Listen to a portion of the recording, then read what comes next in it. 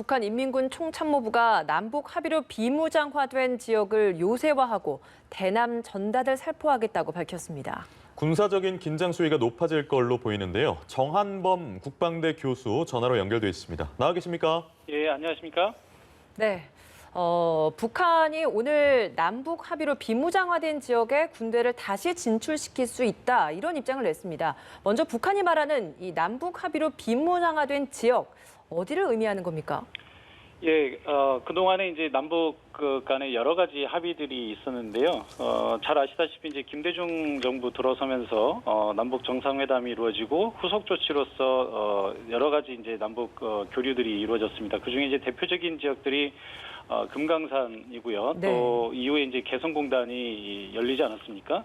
이러면서 사실은 금강산이나 개성공단의 위치가 보면 우리 남북 간이 대치해 있는 휴전선 근처에 있습니다. 근데 이러다 보니까 이제 이 지역을 평화지대로 만들기 위해서는 그동안에 남북 간에 대치돼 있던 군사 시설들이 이제 물려야 되는데, 네. 그 당시 이제 금강산에 주둔해 있던 군대들도 우리가 금강산까지 육로를 만들기 위해서 길을 터줘야 했고요. 또 개성공단 지역에도 사실은 북한의 2군단 이하의 6사단, 64사단, 또 그리고 62포병여단 이런 군대들이 주둔해 있었습니다. 예. 잘 아시다시피 이제 개성 지역에서 남한으로 연결되는 이 도로는 사실상 북한이 이제 남침을 기획을 한다면 가장 빨리 내려올 수 있는 통로 중에 하나거든요. 네. 그래서 북한 입장에서는 이제 굉장히 군사적인 요충지에 해당이 됩니다. 그래서 북한이 여기서 군대를 뺐다라고 하는 것은 사실상 굉장히 큰 군사적인 결심을 한 거라고 이렇게 볼 수 있는 거죠. 예. 이 지역에 만약에 지금 이제 북한이 발표한 대로 한다면 이 지역에 다시 북한군을 다시 전진 배치시킬 수 있다. 뭐 이런 의미로 해석될 수 있을 것 같습니다. 예, 그런 지역이고요. 지난 13일에 김여정 제1부부장이 이런 얘기를 했습니다. 다음번 대적 행동의 행사권은 군대 총참모부에 넘겨주려 한다란 담화를 냈는데, 김여정 부부장의 말대로 이번에 북한 인민군 총참모부, 우리로 치면 합참에 해당하는데 이런 또 담화를 발표를 했어요. 당장 행동에 나서기보다는 이제 군사적 경계 강화를 위한 행동 방안을 연구하겠다. 뭐 전단 얘기도 했고요. 이거는 어떤 의미로 봐야 될까요?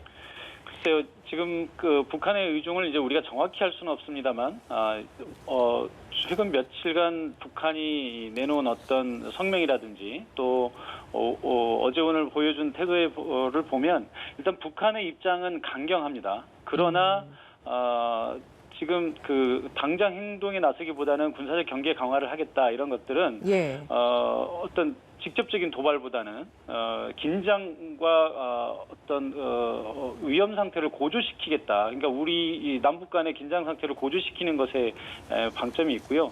만약에 과거처럼 이제 연평도에 포격을 한다든지 또 서해상에서 군사적인 충돌을 일으킨다든지 하면은 이것은 이제 사실상 그동안에 남북 간에 싸워왔던 합의나 신뢰 구축 조치가 다 무위로 돌아가는 것은 물론이고요. 9.19 군사 합의를 비롯한 여러 가지 그동안의 조치들에 대해서 북한이 직접적인 책임을 져야 되는 거거든요. 그러니까 아직 최종 단계의 최후적인 성격의 어떤 도발을 하겠다는 것은 아니고요. 충분히 거기까지 갈 수도 있다라고 하는 정도의 어떤 위협이라든지 긴장 고조 행위, 이렇게 볼 수 있을 것 같습니다. 그러면 무력 도발 가능성까지는 아직은 좀 낮게 보신다는 말씀이신데, 예. 혹시 감시초소 철회 뭐 이런 부분의 가능성도 있을까요?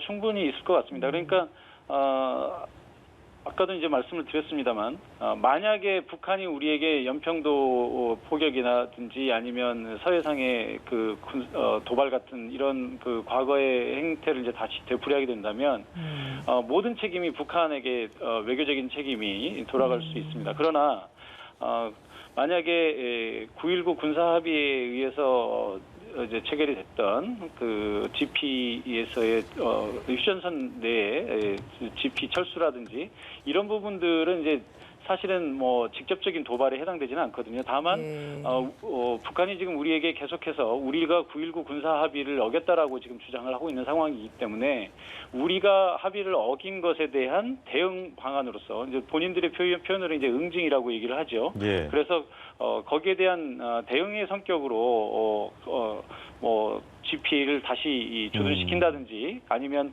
폭파했던 GP를 어느 정도 다시 복구하는 건설하는 이런 제스처를 취한다든지 뭐 이런 것들은 충분히 있을 수 있을 것 같고요. 또 아까 말씀드렸듯이 이제 개성이나 금강산 지역을 포함해서 지금 북한이 군대를 물렸던 지역에 다시 요새를 구축하는 뭐 이런 정도의 긴장 고조 행위는 충분히 가능하다고 생각이 되고요. 혹시라도 만약에 이제 군사적인 도발을 하게 된다면 예. 우리 민간인이나 군대에 대한 어떤 뭐 살상을 야기하는 직접적인 도발보다는 예. 뭐 예를 들어서 뭐 지난번처럼 뭐 지난번에도 의도적으로 했다고 보지는 않습니다만 사람을 겨냥하지 않은 다른 지역의 어떤 뭐 고사포를 발사한다든지 뭐 이런 정도는 충분히 지금 가능한 수준이라고 이렇게 생각이 됩니다. 그 북한 초소와 관련해서 좀 하나만 더 질문을 드려보고 싶은 게 최근에 북한 초소에서의 인공기가 내려갔다라는 이야기가 있었잖아요. 그렇습니다. 이건 어떤 이유라고 좀 분석하고 계신가요? 글쎄요, 그 인공기라든지 이제 최고사령관기가 이제 있었는데 예. 이것이 이제 최근에 없어졌습니다. 아마도 그 도발을 어떤 준비하기 위한 이런 어떤 제스처라고 이렇게 볼 수도 있겠는데요. 예를 들면은 이제 북한이 최고 존엄으로 모시고 있는 최고사령관기라든지 인공기라든지 이런 것들이 만약에 북한이 도발을 했을 때 우리가 대응 사격을 한다든지 이런 경우에 이제 손상이 될 수도 있는 거고요. 예. 뭐 그런 것들에 대한 어떤 예비적인 차원일 수도 있다 이렇게 생각이 됩니다. 그러면 준비 차원의 일환으로서 인공기도 내려가는 것이다. 뭐 이렇게 해석을 하고 계신다는 거네요. 예, 아니 반드시 꼭 그럴 것이라고 할 수는 없지만 예. 그런 쪽으로도 해석할 수 있는 여지는 있다 이런 뜻이겠죠. 예. 예, 일단은 어제 이제 문 대통령이 6.15 남북 공동선언 20주년 기념식을 맞이해서 북한의 유화적인 담화를 내놨고 축사를 했는데 이에 대해서 다음 날 바로 이렇게 좀 강경한 대응을 한 거 의미를 좀 어떻게 봐야 될까요? 일단은 본인들이 그동안 예고해왔던 수준의 긴장 고조 행위가 우리가 진지하게 줘야 된다고 이렇게 보는 거죠, 본인들 입장에서는. 그런데 이제 6.15 20주년 축사를 통해서 문재인 대통령이 여전히 유화적인 제스처를 취했기 때문에 이 부분에 대해서 본인들의 의지는 아직 확고하다라는 걸 보여준 것으로 보이고요. 다만 그래도 제가 보기에 다행이라고 보는 것은 북한이 이제 6.15 공동선언 20주년 전과 후에 이렇게 이제 계속해서 대남 강경 발언을 이어갔는데 그래도 6.15 20주년 당일날은 그런 강경 발언을 좀 자제를 했거든요. 이것은 이제 물론 김정은 위원장 효심이라고 봐야 되겠죠. 그러니까 북한 체제를 움직이는 것이 이제 그 유은 통치 뭐 이런 거 아니겠습니까? 그래서 김정은 위원장 입장으로서는 아버지 김정일 위원장이 김대중 대통령과 했던 중요한 역사적인 사변이라고 이렇게 얘기를 하는데 이런 것이 훼손되는 상황까지는 아직 가고 싶지 않은 것이다. 저는 오히려 이렇게 거꾸로 좀 긍정적인 부분을 좀 찾고 싶고요. 그래서 아직 마지막 바닥까지 내려간 것은 아니다. 어느 정도 북한도 지킬 것은 지키고자 한다라고 하는 그런 긍정적인 부분도 우리가 좀 엿봐야 된다 이렇게 생각을 합니다. 그러면 앞으로 우리 정부는 어떤 대응 태세를 좀 갖춰야 한다라고 보시나요? 북한의 이번 이제 대응은 사실은 그동안 우리 정부에 대한 불만과 또 미국에 대한 불만이 두 가지가 다 있다고 봐야 되겠는데요. 사실 북한 입장에서는 두 가지를 봤을 수 있습니다. 첫 번째는 우리 정부가 그동안 북미 관계를 우선순위로 두고 북미 관계가 풀리면 남북 관계도 자동적으로 풀릴 수 있다라고 하는 관점에서 사실은 우리 정부는 과거에 비해서 좀 국제적인 공조라든지 남한 내부의 어떤 의견의 일치라든지 이런 부분을 좀 이제 얻고자 이런 신중한 행보를 했던 것인데 북한 입장에서는 이게 좀 굉장히 만족스럽지 않았던 거죠. 그래서 미국이 좀 천천히 가면 남북 관계라도 좀 우선 앞장서서 좀 빨리 달려서 예를 들어서 개성공단이 다시 열린다든지 금강산 관광을 한다든지 이런 조치가 있었으면 좋았을 텐데 그렇지 못했던 부분에 대해서 이제 북한이 이제 크게 반발을 하는 것 같고요. 또 하나는 이제 미국에 대한 부분인데 지금 북한은 이제 미국과 트럼프 대통령의 입장 변화라든지 이런 것들을 거치면서 충분히 미국을 기다렸다고 보고 있는 거거든요. 그런데 이제 지금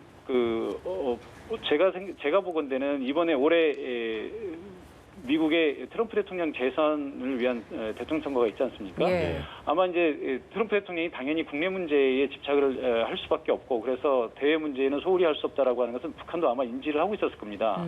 그런데 최근에 미국의 국내 상황이라든지 폭동이라든지 이런 여러 가지 상황을 고려해 봤을 때 트럼프 대통령의 재선 가능성이 지금 현저히 떨어지고 있거든요.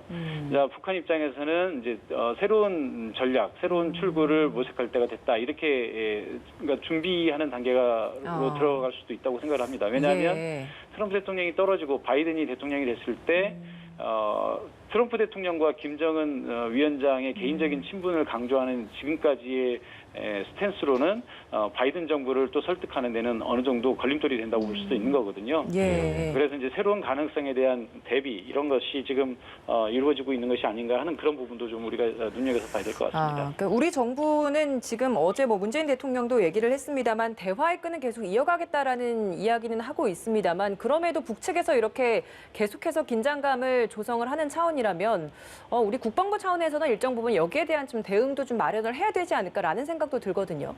물론입니다. 우리는 김대중 대통령 때부터 계속 얘기를 했습니다만 튼튼한 안보 위에 남북관계 개선을 추구하는 것이고요. 그것은 문재인 정부 들어서도 마찬가지입니다. 우리 국방부는 여전히 우리 이 안보를 위해서 우리가 할 수 있는 최선의 일들을 다 하고 있고요. 아시다시피 문재인 정부는 역대 어느 정부보다 지금 이제 국방비 증액 을 비롯해서 안보를 위해서 노력을 하고 있습니다. 우리 특히 이제 북한이 최근에 이런 그 도발을 암시하는 이런 태도를 취했기 때문에 예. 우리 군에서는 현재 우리가 동원할 수 있는 모든 감시 장비들을 동원을 해서 이제 휴전선 근처에서 우리가 활용하고 있는 다양한 장비들이 있습니다. 예. 영상 장비라든지 또 신호 감지 장비, 또 피스아이라고 해서 조기 경보기 같은 우리 전략 자산들이 다 있기 때문에 이런 것들을 우리가 북한과의 인접 지역에서 다 최대한 활용해서 지금 그 북한의 도발에 대비하고 예. 있습니다. 그래서 이런 부분에 대해서는 크게 걱정은 안 하셔도 될 것 같습니다. 예, 알겠습니다. 오늘 말씀 여기서 마무리 짓도록 하겠습니다. 정한범 국방대 교수와 전화 연결을 통해서 북한에 대한 상황을 좀 짚어봤습니다. 오늘 말씀 고맙습니다. 고맙습니다. 예, 고맙습니다.